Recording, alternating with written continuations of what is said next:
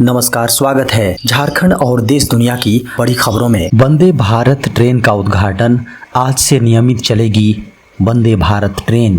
प्रधानमंत्री नरेंद्र मोदी ने video conferencing के जरिए भोपाल से हरी झंडी दिखाकर वंदे भारत ट्रेन को रवाना किया।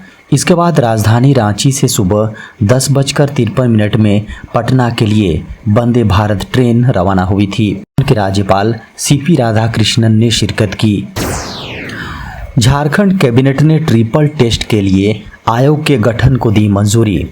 झारखंड कैबिनेट ने शहरी स्थानीय निकाय के चुनाव में अन्य पिछड़ा वर्ग के लिए आरक्षण तय करने के लिए ट्रिपल टेस्ट करने के लिए एक समर्पित आयोग के गठन को सोमवार को मंजूरी दे दी। ट्रिपल टेस्ट में स्थानीय निकायों के सिलसिले में पिछड़ेपन की प्रकृति एवं प्रभाव की जांच कराने के लिए एक समर्पित आयोग का गठन शामिल है। दूसरा यह तय करना है कि आयोग की सिफारिश के अनुसार स्थानीय निकायों में आरक्षण का अनुपात क्या हो। झारखंड में चक्रवात का असर, इन जिलों में आज भी होगी बारिश। बंगाल की खाड़ी में उठे चक्रवात का असर झारखंड में साफ नजर आने लगा है। मौसम वैज्ञानिकों के अनुसार आज यानी 28 जून को भी पूरे झारखंड में बारिश होगी।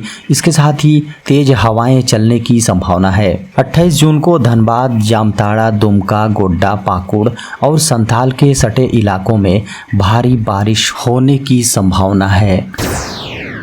झारखंड के अडानी पावर प्लांट की दूसरी यूनिट भी हुई ऑपरेशनल। झारखंड की धरती से उत्पादित बिजली से बांग्लादेश जगमग कर रहा है। गोड्डा में 1600 मेगावाट की क्षमता वाले अडानी पावर झारखंड लिमिटेड के प्लांट की दूसरी यूनिट भी 26 जून से पूरी तरह ऑपरेशनल हो गई है। प्लांट की पहली यूनिट से बीते अप्रैल से ही 748 मेगावाट बिजली की सप्लाई शुरू कर दी गई थी। इंटर के शिक्षकों ने काला बिल्ला लगाकर किया काम। झारखंड में नई शिक्षा नीति के तहत कोल्हान यूनिवर्सिटी के सभी अंगीभूत कॉलेजों में इंटर की पढ़ाई बंद कर दी गई है। इसे जिले के सैकड़ों संविदा शिक्षकों की नौकरी खतरे में पड़ गई है। डिग्री कॉलेजों के शिक्षकों एवं शिक्षकेतर कर्मियों ने इसके खिलाफ आंदोलन छेड़ दिया है। झारखंड उच्च न्यायालय ने सोरेन सरकार पर लगाया 5,000 रुपये का जुर्माना। झारखंड उच्च न्यायालय ने रांची नगर निगम का चुनाव कराने के लिए दायर याचिका पर जवाब न देने पर झारखंड सरकार के प्रति कड़ी नाराजगी जताते हुए 5,000 रुपये का जुर्माना लगाया है। अदालत ने सरकार को 3 हफ्ते में जवाब दाखिल करने को कहा है। ऐसा न करने पर सरकार को जुर्माने की राशि जमा करनी होगी। केंद्र ने 16 राज्यों को दिया 56,415 करोड़ का ब्याज मुक्त लोन। केंद्र सरकार ने 2023-24 के लिए 16 राज्यों को 56,415 करोड़ रुपए ब्याज मुक्त और दीर्घकालिक पूंजीगत व्यय ऋण देने पर अपनी मुहर लगा दी है।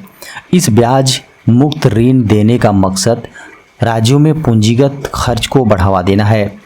वित्त मंत्रालय ने एक बयान जारी कर इसकी जानकारी दी है। ये loan special assistance to states for capital investment 2023-24 के तहत मंजूर की गई है।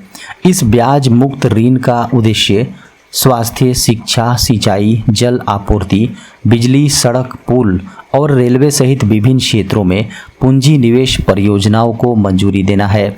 इस योजना में 8 भाग शामिल हैं, जिनमें एक सबसे बड़ा है, जिसमें 1 ट्रिलियन का आवंटन प्राप्त होता है। राज्यों के बीच इस राशि का वितरण केंद्रीय करों और कर्तव्यों के उनके संबंधित शेयरों पर आधारित है। निर्माण क्षेत्र के करोड़ों श्रमिकों को मिलेगा बड़ा फायदा, सरकार बना रही योजना। देश भर में निर्माण क्षेत्र से जुड़े श्रमिकों के लिए अच्छी खबर है। सरकार असंगठित क्षेत्र से जुड़े इन श्रमिकों को वित्तीय सामाजिक सुरक्षा मुहैया कराने के मकसद से राष्ट्रीय स्तर का कार्ड लाने पर विचार कर रही है। इसके साथ ही भवन और अन्य निर्माण श्रमिकों के लिए चलाई जा रही योजना में दिए जाने वाले कवरेज को बढ़ाने की भी योजना है। इसके तहत फंड का इस्तेमाल पेंशन स्कीम समेत अन्य सामाजिक सुरक्षा के विस्तार में भी किया जाएगा। कंसल्टिंग फर्म प्रीमियस पार्टनर्स की रिपोर्ट्स के अनुसार देश के real estate and construction sector में 5.7 करोड़ श्रमिक हैं, जिनमें 70 लाख महिलाएं शामिल हैं। देश भर में 80% हिस्से पर छाया मानसून, तोड़ा 62 साल का रिकॉर्ड। देश में लगभग 80% भाग में मानसून पहुंच चुका है। देश में दक्षिण पश्चिम मानसून तेजी से बढ़ रहा है। भारत मौसम विभाग का कहना है कि इस वर्ष मानसून अब तक भारत के 80% भागों पर पहुंच चुका है। बंगाल की खाड़ी में कम दबाव के क्षेत्र के कारण देश के विभिन्न हिस्सों में मानसून तय समय से पहले बहुत तेजी से पहुंचा है। गौरतलब है कि रविवार को दिल्ली मुंबई एक ही दिन मानसून का आगमन हुआ। ऐसा 62 साल बाद हुआ है। इसे एक रिकॉर्ड बताया जा रहा है। इसे जलवायु परिवर्तन से जोड़कर नहीं देखा जा रहा है। ऐसा माना जा रहा है कि मानसून मुंबई में पहुंचने की सामान्य तिथि 11 जून थी। दिल्ली में मानसून आने की तिथि 27 जून है। वहीं दोनों मेट्रो शहरों में एक ही दिन यानी रविवार को मानसून पहुंच गया।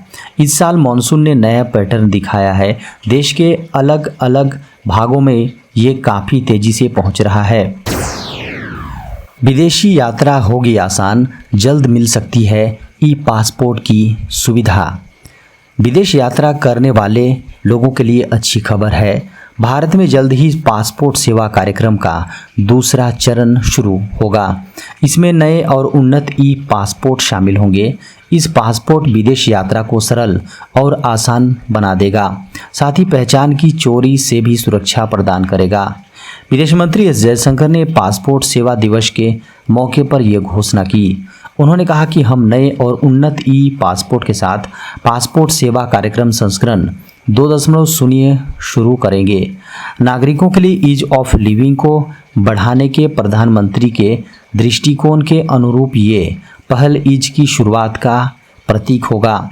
ये डिजिटल इकोसिस्टम का उपयोग करने वाले नागरिकों के लिए उन्नत पासपोर्ट सेवाएं, उत्तर कृत्रिम बुद्धिमत्ता से संचालित सेवा एस चिप सक्षम ई पासपोर्ट का उपयोग करके आसान विदेश यात्रा, ई बढ़ी हुई डेटा सुरक्षा प्रदान करेगा। अब बिना इंटरनेट के भी किया जा सकेगा यूपीआई पेमेंट। आप यूपीआई 123 पे के इंस्टेंट पेमेंट सिस्टम के तहत बिना इंटरनेट कनेक्टिविटी के भी भुगतान कर सकेंगे।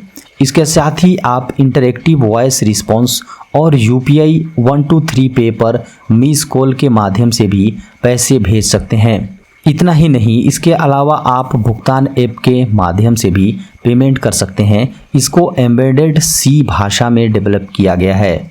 यह ऐप स्मार्टफोन के जैसा होता है, लेकिन इसकी कुछ सीमाएं होती है। अगर आप स्मार्टफोन का उपयोग कर रहे हैं लेकिन किसी कारण से आपने स्मार्टफोन में इंटरनेट नहीं है, तब भी तभी आप पेमेंट कर सकते हैं। अरहर दाल की कीमतों पर लगाम कसने के लिए सरकार का बड़ा ऐलान। डोमेस्टिक सप्लाई को बढ़ाने और अरहर दाल की कीमतों पर लगाम लगाने के लिए सरकार ने बड़ा ऐलान किया है। इस फैसले के तहत सरकार बफर स्टॉक से मिलर्स को अरहर दाल बेचने जा रही है। सरकार ने एक आधिकारिक बयान में कहा कि भारतीय बाजार में आयातित स्टॉक आने तक बफर स्टॉक से मिलर्स को अरहर दाल की बिक्री कैलिब्रेटेड और टारगेटेड तरीके से की जाएगी। डिपार्टमेंट ऑफ कंज्यूमर अफेयर्स ने national agriculture cooperative marketing federation यानी नाफेड द्वारा नाफेड और national cooperative consumer federation NCCF को ऑनलाइन ऑक्शन के माध्यम से अरहर दाल बेचने का निर्देश दिया है। दाल की बिक्री पात्र मिल मालिकों को इसकी उपलब्धता बढ़ाने के लिए की जाएगी। उपलब्धता बढ़ने से अरहर दाल की कीमतों में गिरावट की संभावना है। सरकार ने 2 जून को जमाखोरी और बेईमान सट्टेबाजों को रोकने के लिए आवश्यक वस्तु अधिनियम 1955 को लागू करके तुअर और उड़द पर स्टॉक सीमा लगाई थी। जासूसी करने वाले चीनी पत्रकारों को मोदी सरकार ने किया बाहर। 12 जून को चीनी विदेश मंत्रालय ने जानकारी दी थी कि भारत के पत्रकार चीन में काम कर सकते हैं। लेकिन अगर भारत ने हमारे पत्रकारों की वीज़ा अवधि नहीं बढ़ाया तो फिर हम भी प्रतिकार स्वरूप कदम उठाएंगे। चीनी प्रवक्ता ने कहा कि हम 2020 से ही भारतीय पक्ष के सामने चीनी पत्रकारों के लिए वीज़ा अवधि बढ़ाने का आवेदन दे रहे हैं, लेकिन भारत थोड़े थोड़े समय के लिए अवधि बढ़ा रहा है। कई बार वे 3 महीने के लिए बढ़ाते हैं तो कई बार मात्र 1 महीने की अवधि बढ़ाते रहे हैं। यही वजह है कि सभी हमारे 14 पत्रकार नई दिल्ली में हुआ करते थे, पर आज मात्र 1 पत्रकार रह गया है। मोदी सरकार ने सभी चीनी पत्रकारों को भारत से बाहर कर दिया है। 1980 के बाद पहली बार ऐसी स्थिति आई है कि कोई भी चीन का पत्रकार भारत में नहीं है। चीन ने भी ऐसा कदम उठाया है। भारत ने किसी भी चीनी पत्रकारों की वीज़ा अवधि नहीं बढ़ाई। परिणाम स्वरूप उनके आखिरी पत्रकार पिछले सप्ताह नई दिल्ली छोड़कर चीन वापस लौट गए। 1980 के बाद यह पहली बार है कि चीन का कोई भी पत्रकार भारत में नहीं है। भारत का एकमात्र पत्रकार अभी चीन में है, वह पीटीआई से है और वह बीजिंग में है। भारत चीन को पछाड़कर बना दुनिया का दूसरा सबसे बड़ा सड़क नेटवर्क। दुनिया भर में सबसे बड़े सड़क नेटवर्क के मामले में भारत अब संयुक्त राज्य अमेरिका के बाद दूसरे स्थान पर है। भारत ने 2014 के बाद से 1.45 लाख किलोमीटर सड़क नेटवर्क जोड़कर चीन को पछाड़कर दूसरा स्थान हासिल कर लिया है। केंद्रीय मंत्री नितिन गडकरी ने मंगलवार को एक प्रेस कॉन्फ्रेंस की, जिसमें उन्होंने अपने अब तक के कार्यकाल के दौरान अपने मंत्रालय की उपलब्धियों को साझा किया। पिछले 9 वर्षों में भारत ने कई ग्रीनफील्ड एक्सप्रेसवे जोड़े हैं। भारतीय राष्ट्रीय राजमार्ग प्राधिकरण ने भारत के अब तक के सबसे लंबे दिल्ली मुंबई एक्सप्रेसवे का निर्माण लगभग पूरा कर लिया है। गडकरी ने कहा कि 9 साल पहले भारत का सड़क नेटवर्क 91,287 किलोमीटर था। गडकरी के कार्यकाल में NHAI पिछले कुछ वर्षों में नए राष्ट्रीय राजमार्गों और एक्सप्रेसवे का निर्माण कर रहा है।